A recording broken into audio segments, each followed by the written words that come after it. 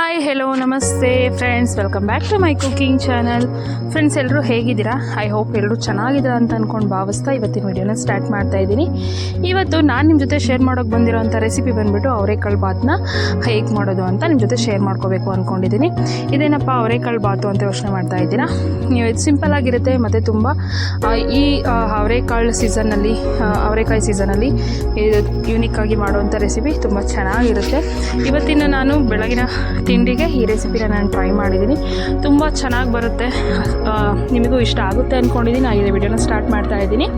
ಮೊದಲಿಗೆ ಇದಕ್ಕೆ ಬೇಕಾಗಿರೋಂಥ ಮಸಾಲೆ ರೆಡಿ ಮಾಡ್ಕೊಳ್ಳೋದಕ್ಕೆ ನಾನಿಲ್ಲಿ 2 ಬೆಳ್ಳುಳ್ಳಿನ ತೊಗೊಂಡಿದ್ದೀನಿ. ಈ ರೀತಿ ಸಿಪ್ಪೆ ಸುಲ್ಕೊಂಡು ಅದ್ರ ಜೊತೆಗೆ ಶುಂಠಿ 1 ಇಂಚಷ್ಟು ಆಗುವಷ್ಟು ಮತ್ತು ಖಾರಕ್ಕೆ ಬೇಕಾಗಿರೋಂಥ ಹಸಿಮೆಣ್ಸಿನ್ಕಾಯಿ 8ರಿಂದ 10 ತೊಗೊಂಡಿದ್ದೀನಿ.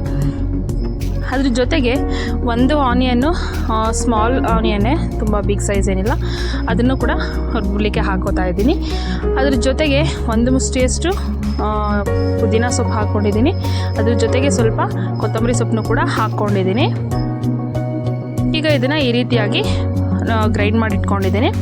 ಅದ್ರ ಜೊತೆಗೆ ನಾನಿಲ್ಲಿ ಈ ರೀತಿ ಕ್ಯಾರೆಟು ಮತ್ತು ನವಿಲುಕೋಸು ಮತ್ತು ಅವರೆಕಾಳನ್ನ ತೊಗೊಂಡಿದ್ದೀನಿ. ಇದೆರಡು ವೆಜಿಟೇಬಲ್ಸ್ನು ನೋಡಿ ಈ ರೀತಿಯಾಗಿ ಸ್ಮಾಲ್ ಪೀಸಸಲ್ಲಿ ಕಟ್ ಮಾಡ್ಕೊಂಡಿದ್ದೀನಿ. ನಾನಿಲ್ಲಿ 2 ಕ್ಯಾರೆಟ್ ತೊಗೊಂಡಿದ್ದೀನಿ ಮತ್ತು 2 ನವಿಲುಕೋಸು ತೊಗೊಂಡಿದ್ದೀನಿ.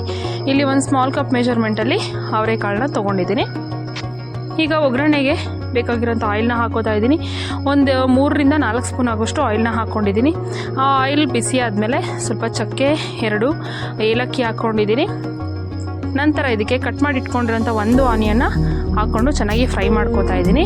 ಈರುಳ್ಳಿ ಚೆನ್ನಾಗಿ ಫ್ರೈ ಆಗಿದ ನಂತರ ಅದಕ್ಕೆ ನಾವೀಗ ಕಟ್ ಮಾಡಿ ಇಟ್ಕೊಂಡಿರೋಂಥ ವೆಜಿಟೇಬಲ್ಸ್ ಏನಿದೆ ಅದನ್ನು ಒಂದೊಂದೇ ಆಗಿ ಆ್ಯಡ್ ಮಾಡ್ಕೊಳ್ಳೋಣ. ಆ್ಯಡ್ ಮಾಡ್ಕೊಂಡು ಈ ರೀತಿಯಾಗಿ 1-2-3 ಸರಿ ಮಿಕ್ಸ್ ಕೊಟ್ಕೊಳ್ಳೋಣ. ಯಾಕೆಂದರೆ ವೆಜಿಟೇಬಲ್ಸು ಆಯಿಲಲ್ಲಿ ಚೆನ್ನಾಗಿ ಫ್ರೈ ಆಗಲಿ.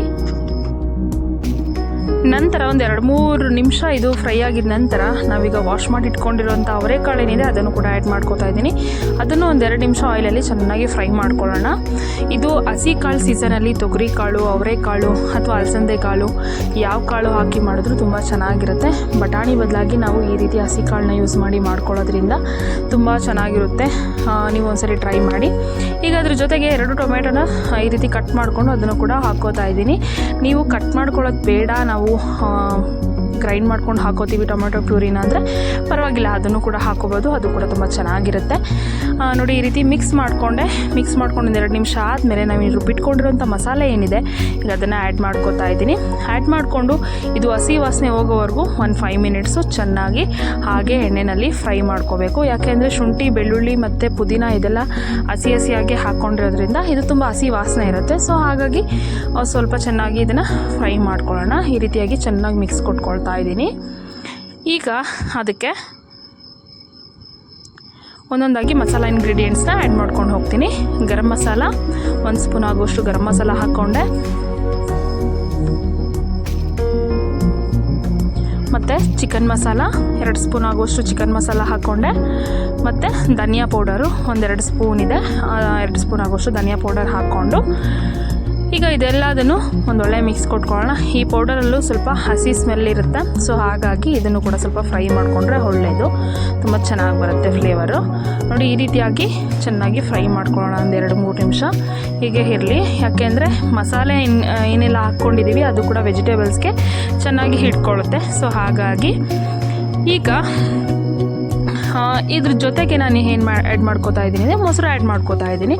ಮೊಸರು ಹಾಕ್ಕೊಳ್ಳೋದ್ರಿಂದ ಇದೊಂಥರ ಬಿರಿಯಾನಿ ಫ್ಲೇವರ್ ಬರುತ್ತೆ, ಮತ್ತು ಪಲಾವ್ ಕೂಡ ತುಂಬ ಚೆನ್ನಾಗಿರುತ್ತೆ. ಹಾಗಾಗಿ ನಾನಿಲ್ಲಿ 2 ಸ್ಪೂನ್ ಆಗುವಷ್ಟು ಗಟ್ಟಿ ಮೊಸರನ್ನ ಹಾಕ್ಕೊಂಡು ಈ ರೀತಿಯಾಗಿ ಮಿಕ್ಸ್ ಮಾಡ್ಕೋತಾ ಇದ್ದೀನಿ. ಮತ್ತು ಫ್ರೆಂಡ್ಸ್ ನೋಡಿ, ನಾವು ವೆಜಿಟೇಬಲ್ಸ್ ಪಲಾವ್ ಮಾಡೋವಾಗ ಬಟಾಣಿಗಿಂತ ಈ ರೀತಿ ಹಸಿ ಕಾಳು ಹಾಕ್ಕೊಂಡು ಮಾಡಿದ್ರೆ ತುಂಬ ಚೆನ್ನಾಗಿರುತ್ತೆ. ಒಂದ್ಸರಿ ಟ್ರೈ ಮಾಡಿ ನೋಡಿ, ಹೇಗೆ ಬಂತು ಅಂತ ನಾನು ಕಮೆಂಟ್ ಸೆಕ್ಷನಲ್ಲಿ ನೀವೇ ಕಮೆಂಟ್ ಮಾಡ್ತೀರಾ. ಈಗ ಅದಾದ ನಂತರ ನಮಗೆ ಅಕ್ಕಿ ಮೆಜರ್ಮೆಂಟ್ ನಾವು ಎಷ್ಟು ತೊಗೊಂಡಿದ್ದೀವಿ ಅಷ್ಟು ನೋಡಿಕೊಂಡು ನೀರನ್ನ ಆ್ಯಡ್ ಮಾಡ್ಕೊಳ್ಬೇಕಾಗುತ್ತೆ. ನಾನಿಲ್ಲಿ 2 ಗ್ಲಾಸು ಬುಲೆಟ್ ರೈಸ್ನ ತೊಗೊಂಡಿದ್ದೀನಿ. ಅದಕ್ಕೆ ಬೇಕಾಗಿರೋಂಥ ನೀರು ಎಷ್ಟು ಬೇಕಾಗುತ್ತೆ ಅಷ್ಟು ನೋಡ್ಕೊಂಡು ಹಾಕ್ಕೊಂಡಿದ್ದೀನಿ. ಮತ್ತು ರುಚಿಗೆ ಎಷ್ಟು ಬೇಕೋ ಅಷ್ಟು ಉಪ್ಪು ಹಾಕ್ಕೊಂಡಿದ್ದೀನಿ. ಮುಂಚೆನೇ 15 ಮಿನಿಟ್ಸು ಅಥವಾ 10 ಮಿನಿಟ್ಸ್ ಮುಂಚೆನೇ ಅಕ್ಕಿನ ಈ ರೀತಿಯಾಗಿ ನೆನೆಸ್ಕೊಂಡು ಇಟ್ಕೊಂಡಿದ್ದೀನಿ. ನಾನಿಲ್ಲಿ ಬುಲೆಟ್ ರೈಸ್ನ ತೊಗೊಂಡಿದ್ದೀನಿ. ಈಗ ಅದನ್ನು ನೆನೆಸಿಟ್ಕೊಂಡಿರೋಂಥ ಅಕ್ಕಿನ ಆ್ಯಡ್ ಮಾಡ್ಕೋತಾ ಇದ್ದೀನಿ. ಈ ರೀತಿ ಆ್ಯಡ್ ಮಾಡಿಕೊಂಡು ಒಂದೊಳ್ಳೆ ಮಿಕ್ಸ್ ಕೊಟ್ಟು ಕುಕ್ಕರ್ ಲಿಡ್ನ ಕ್ಲೋಸ್ ಮಾಡೋಣ.